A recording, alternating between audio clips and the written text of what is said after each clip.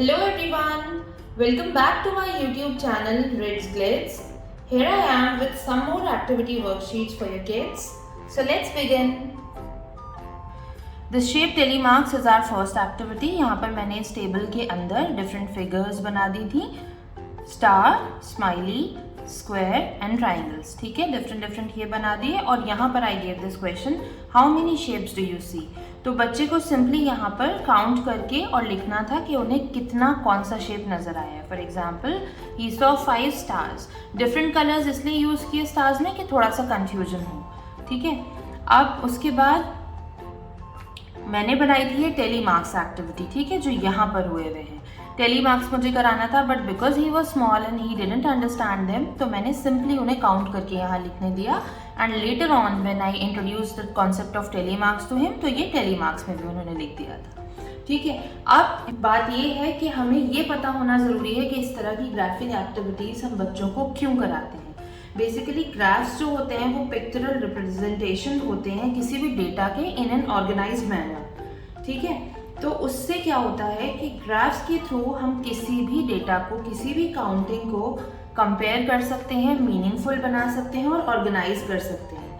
ठीक है, ये नंबर्स, लेटर्स, डिफरेंट शेप्स, इन सबको बच्चे के अटेंशन स्पैन में लेके आता है. फॉर एग्जांपल यहाँ पर ही नोज काउंटिंग, वो एक साथ काउंटिंग को, डिफरेंट शेप्स को, इन्हें एसोसिएट कर रहा है और उसके बाद यहाँ लिख रहा है. ठीक है, और उसके अलावा डिस्क्रिमिनेट भी कर रहा है between the different shapes.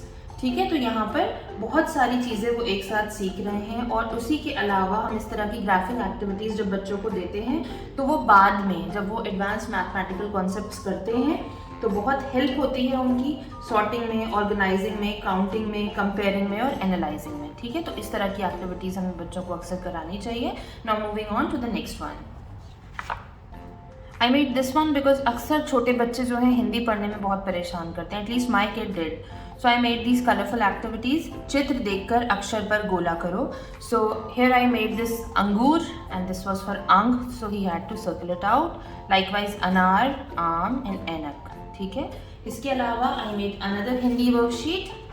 Hair it is, खाली स्थान भरो. ठीक है, तो यहाँ पर सिंपली रैंडमली मैंने जो है दे दिए हैं एक एक लाइन. ओ, छोटा ओ, बड़ा ओ, अंग, आहा, छोटा ए, बड़ा ए, छोटा ओ, बड़ा ओ, है ना. इस तरह से मतलब पूरे मैंने स्वर नहीं दिए यहाँ पर. उससे बेटर मैंने रैंडमली पिक किया किसी भी फोर को और उसके बीच में फिल इन द ब्लैंक्स दिए. यहाँ पर व्यंजन भी आ गए हैं, का, ख, ग, घ. ठीक है, तो वो आप अपने बच्चे के लेवल के हिसाब से, उनकी हिंदी लिटरेसी के हिसाब से इस तरह के फिल इन द ब्लैंक्स भी उन्हें दे सकते हैं रैंडमली. तो आपको आइडिया होगा कि उन्हें हिंदी के अक्षर की सीक्वेंसिंग आती भी है या नहीं, वो लिख पा रहे हैं या नहीं. तो ये भी इन प्रैक्टिस होना ज़रूरी है.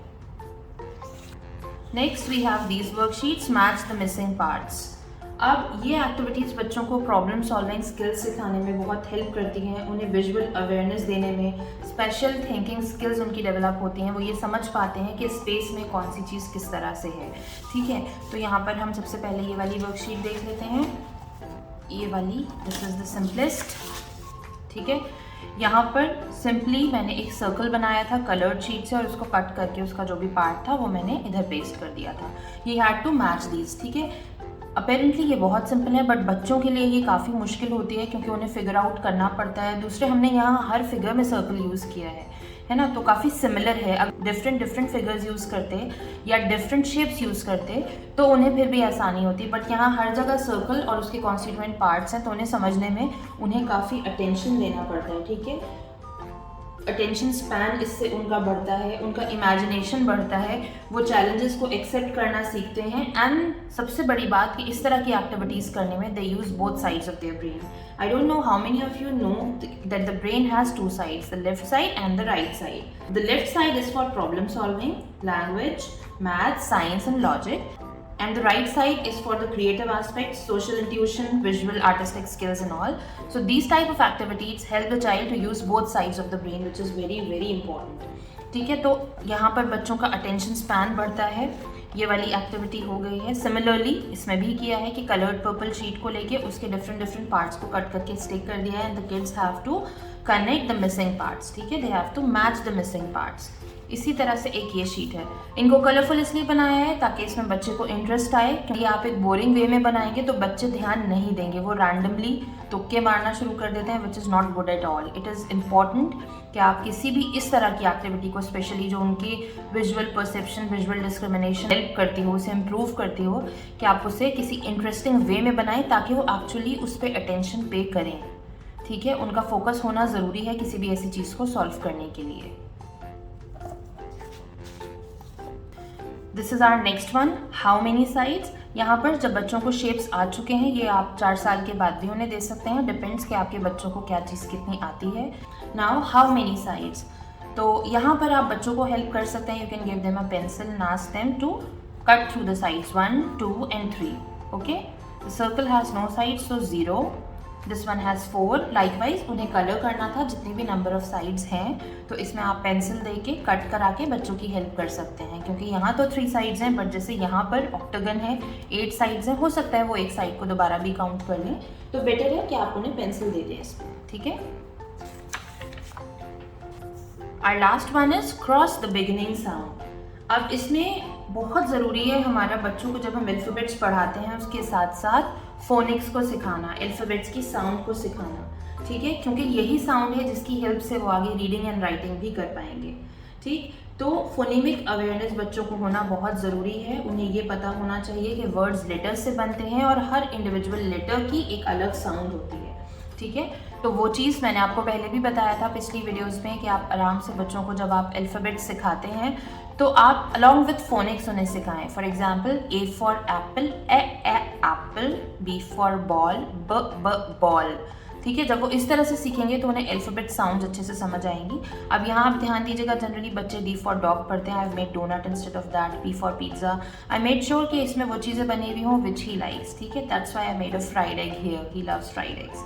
ठीक है, तो अपने बच्चों के इंटरेस्ट के हिसाब से आप वर्ड्स लीजिए जो उनको अपील करें और जो जनरली बुक्स में वो पढ़ते हैं उससे थोड़े से डिफरेंट हों, ताकि आप समझ सकें कि वो एक्चुअली साउंड्स को समझ रहे हैं या जो कुछ भी उन्होंने रटा हुआ है वो उसको अप्लाई कर रहे हैं।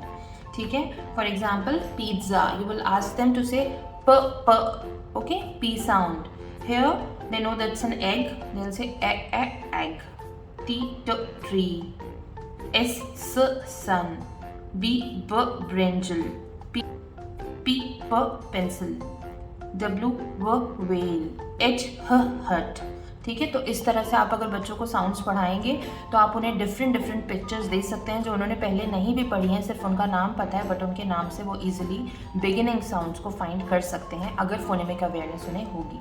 तो please pay attention to your kids तभी से जब से आप उन्हें अल्फ़ाबेट्स पढ़ाते हैं, क्योंकि वहाँ से उनकी फाउंडेशन बहुत स्ट्रॉन्ग होगी अगर वो फोनीम्स को समझ जाते हैं तो। So that's all for today. We'll be back with some another interesting videos of these activity sheets. Till then, take care. Please like, share and subscribe our channel. Thank you for watching.